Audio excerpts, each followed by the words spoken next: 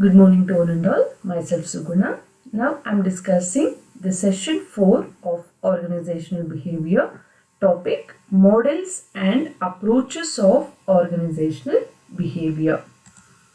So first we have the discussion on models of organizational behavior.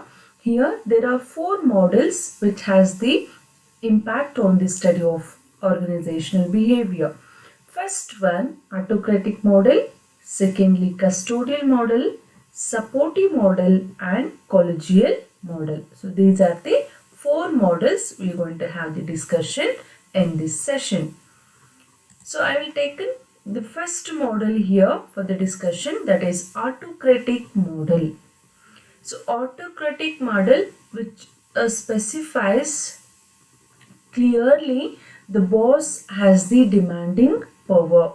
So might is right. What boss says is the thing you have to do. The subordinates or other the members of the group has to follow it.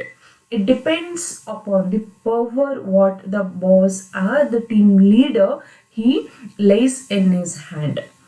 Okay, the main features of this model which specifies only the management or the authoritative persons like a boss or a leader, a team leader. So who decides what is right and what is wrong. So completely he having the power to decide it.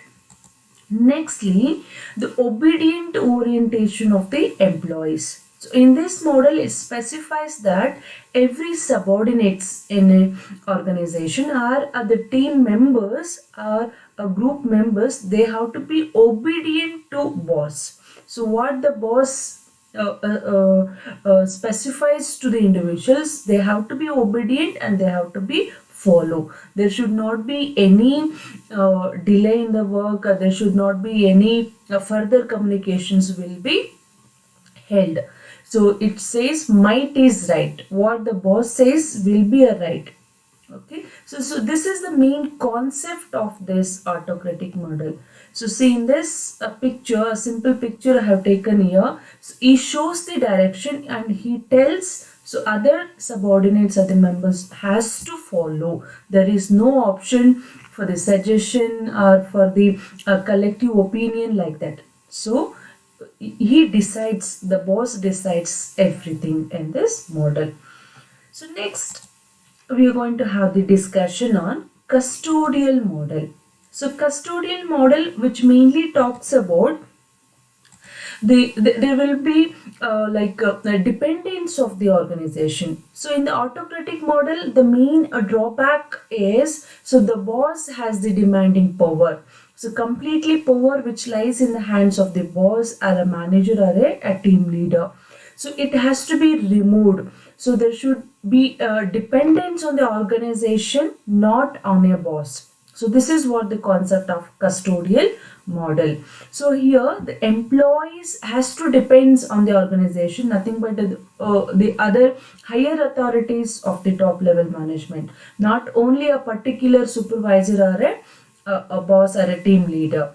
So and in this model which again specifies the reward system to the employees are the subordinates. Here for the efficient and effective work of the subordinates will be recognized and it will be like a rewarded, and there will be a lot of security which is given to the subordinates for their respective job security or the enhancement or appreciation of their work, or the reward system will be followed.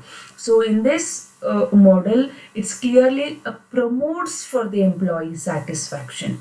Firstly, it concentrates the satisfaction of the individual employees, so which plays a major role. If the employee satisfies themselves firstly, then only they can concentrate on the group or a team goal or the overall organizational goal and the overall organizational effectiveness. So this is what the main intention or the concept of this custodial models. So next model which I have taken for the discussion is a supportive model. In the word supportive, it clearly specifies that there will be clear cut support system in the organization. Either it may be in a team or in a department, or if you take a whole organization, the employees, they are strongly motivated and their individual recognition will be given. So, and they are collaborative with each other. So they are supportive with each other. Even the leader or a team leader or a boss, he has to be recognize the individual efficiencies and individual opinions, and he has to receive the suggestions from the even the other subordinates also. Okay, the main features of this supportive model are, so, which supports the employees' job performance. In this custodial model, we have seen that, so there should be a focus of individual job satisfaction. In that, if they are satisfied with the job, their performance will be enhanced, it will be increased towards the effectiveness. So this is again possible through supportive model. And management lifestyle reflects this support. Main intention of the management or the organization is that, so it should be like collectively we have to go together towards the achievement of organizational goals. Individually, it cannot be reachable, it cannot be attainable. This is the main goal, main intention behind this supportive model. And it creates a sense of participation among the individuals in the organization. So if they're supportive enough, if the boss or a manager or a other authorities, if they're supportive, they are listening their words, are listening their suggestions, opinions, means there will be a chances for the sense of participation. Even the individuals also, they'll feel we also have to contribute towards the achievement of the goal. We have to concentrate our individual or a team has to win the targets fastly and more number of times like that. So this is the main intention of the supportive model. So next and last model which we have to discuss here, that is collegial model. So the term collegial relates to a body of persons, having a common purpose towards. So collegial again, it tells about this. It is a next version of the supportive here. So we have to come together. We have to frame a framework that which has the common purpose as a team. So we have to work together. So togetherness again, it is the intention or the concept of this model. So here the main features of collegial model which talks about creates the favorable work climate. So for the achievement of a common purpose or a common goal of the group or a team or a organization, there should be a very good or a sound work environment. The creation of a favorable and convenient work climate is the main intention of this model specifies. And after providing a favorable climate, a work climate or a work environment with along with the various facilities which is needed for the work performance, so it postures and it boosts the team spirit, and teamwork will be possible, and in timely it is possible to reach the team targets also. So this is the main intention of this collegial model. And even the fulfillment of employees individual needs and individual and the team group efforts also will be reachable very frequently and very quickly also. So these are the four models of organizational behavior. So next we'll go with the discussion of the approaches of organizational behavior. So how the study of organization behavior is approached towards, how we are going to have the study of organizational behavior. So there are four approaches which we have taken here for the discussion. The first one is human resource approach, HR approach. Second one, contingency approach. Third one, result oriented approach, and lastly systems approach. So these are the approaches how we are going to study the organizational behavior. We'll have the discussion one by one. So first I have taken here the human resource approach. Human resource, nothing but, so they are the living assets and they are the main assets of the organization.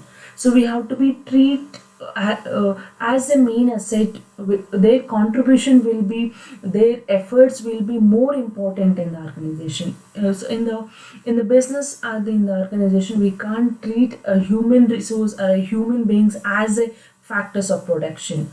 So their individual dignity has to be maintained, and here the growth and development of individual or the people towards their competency level, and we have to recognize their creativity of doing the things, and we have to fulfill the various other needs of employees also, like monetary needs or non-monetary needs. We have to fulfill them, and because the people, we can, I already said that the people are the human beings are the main assets. They contribute to the well-being of the organization, and they are the central resource of the any organization or the any society. So we have to say that, so human resource are the main concept, main approach how we have to study them individually. So human, before I said human dignity has to be maintained. We have to treat them as a valuable assets, and we have to respect them in individually. So there should not be any ill treatment to be happened in the organization. So this is how we have to see and we have to approach the human resource are the people in the organization. Second one is we have taken here for the discussion as contingency approach. The contingency approach is more interdisciplinary. The more it is more system oriented and more research oriented than the traditional approach. Here we have to see what is the impact and what are the effect, trial and effect of the individual behaviors in the organization, and for the human or individual behaviors, what are the other disciplines like sociology, anthropology, so which has the influence on their behaviors. And you have to see as a human behaviors are which are mainly influenced by the society or a social system. Okay, we can't see as a conventional approach for the studying of human behaviors. Rather than we have to see them as a research oriented, what is happening with their individual behaviors, what whether there is any variations over the period of time in their behaviors. We have to study them as a contingent in the, because their behaviors as the future impact for the achievement of the goals. So this is the contingency approach. Next, we have taken for the discussion that is result oriented approach. So every organization needs to achieve some of the results. So every organization has their own intentions to start the business. They have to come up with a earning of a profit, have the having a long term growth or whatever it may be. So they have their own set of goals or outcomes to be fulfilled in timely at the right timely. So every organization or every business entity which has their own objectives to be fulfilled, so their own results, what they are expecting, it has to be reached in time. So here, even in the when you are studying organizational behavior, you had to see as a whole set what is the organizational objectives to be reached, at what time, within a prescribed time we have to reach that. For that, how we have to make the individual behaviors to be responsive, or we have to be like promote our predict them to so act and behave in that matured or a prescribed format only. So because ultimately we have to reach the goals results of the organization. For that, so individual behaviors also plays a major role, because how they're going to react and respond with that targets are the responsibilities which has the major impact for the results to be achieved. So that's why every organization is result oriented or goal oriented. So for reaching that goals, so individual behaviors and how they're going to perceive, how they're going to show their attitude towards the achievement of the goals, which plays a major role. So that's why the study of organizational behavior in a result oriented approach is mainly needed to every organization. And lastly, last system of organizational approach of organizational behavior is the systems approach. This approach gives the managers the way of looking at the organization in a totality perspective. So as a system you have to see, so it should not be like any biased or favor towards individual group or individual team or individual persons like that, or individual department like that. So you have to see as a whole, or in a totality perspective of the organization. So totality are a system approach which mainly talks about the social system approach, or the whole social system, a way in which you have to travel towards the reachment of your or achievement of your goals of the organization. So you have to see as a whole person, as a whole group, and as a whole system in the organization. So you should not give any individual preferences, individual favors, or individual biases to any group or departments, because it leads to a lot of drawbacks to the organization. So here every manager or every team leader or a boss, they have to be seen as a whole system of the organization, or the whole management of the organization, not the individual perspective. So this is the viewpoint how you are going to reach, how you are going to see for the longer period of time. So this is about the systems approach. So finally you have to see as a whole social system, in that you have to study the individuals or human behaviors. So these are the 4 approaches of organizational behavior. So lastly we'll come up with the revision.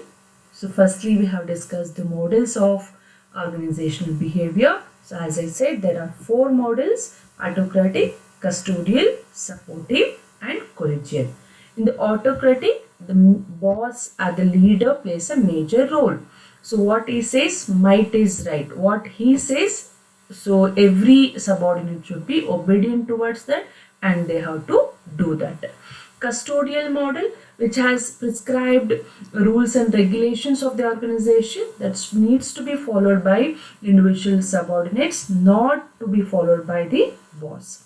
And the supportive model, which talks about the collaborative or togetherness concept. We have to be together, and there will be a sense of participation. And lastly, collegial model, we have to go as a team. As a teamwork, we have to work towards the achievement of organizational goals. So lastly, we have discussed about the approaches of organizational behavior, how or in what manner we are going to see, we are going to study the organizational behavior. First one, human resource approach, contingency approach, result oriented approach, and systems approach. So here in HR approach, you have to see human resource are the individuals are the main assets of the organization. They have to be treated, they are the in higher order of preference or respect what you're going to give. Don't see them as a factors of production. The second one, contingency approach, in that they're going to see so how the behaviors of the individuals will have the impact on the achievement of the organizational goals. And third one, result oriented, nothing but action oriented. Every organization has to be reach their goals in time or on time. So that's why every individual behaviors has the impact on the achievement of the goals in the right time. So that's why their behavior should be in the right track. So lastly, systems approach, which talks about the organization. You have to see as a whole person, as a whole group, and as a whole social system. You have to see entire organization as a system. Don't provide any preferences or ambiguities or biases to individuals. So see whole organization as a social entity. So these are the various approaches of organizational behavior. So this is about today's session. Thank you.